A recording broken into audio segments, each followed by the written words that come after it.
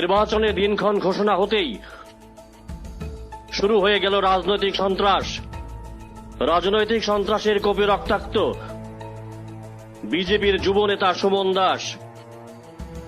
তিনি বনমালীপুর মণ্ডলের এসসি মোর্চার সভাপতি।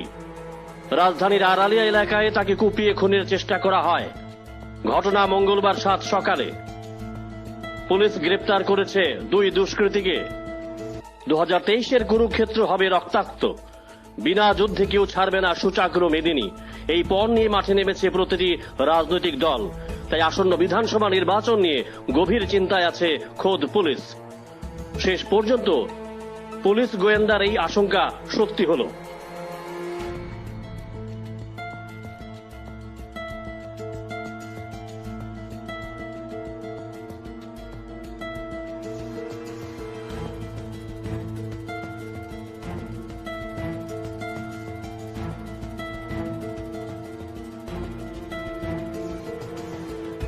অন্যান্য দিনের মতো মঙ্গলবার সকালে প্রাতঃভ্রমণে বেরিয়েছিলেন বনমালীপুর মণ্ডলের এসসি মোর্চার সভাপতি সুমন দাস।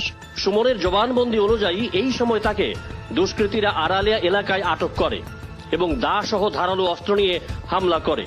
ঘটনাস্থলেই সুমনকে রক্তাক্ত করে দুষ্কৃতীরা। তাকে অর্ধমৃত অবস্থায় দুষ্কৃতীরা একটি ইকো গাড়ি করে তুলে নিয়ে যাওয়ার চেষ্টা করছিল। তখন পথ চলতি 2 মহিলা এই ঘটনা দেখে চিৎকার শুরু করেন। তখনই আততায়ীরা সুমনকে ফেলে দিয়ে নম্বরবিহীন ইকো গাড়ি নিয়ে ঘটনাস্থল থেকে কেটে পড়ে।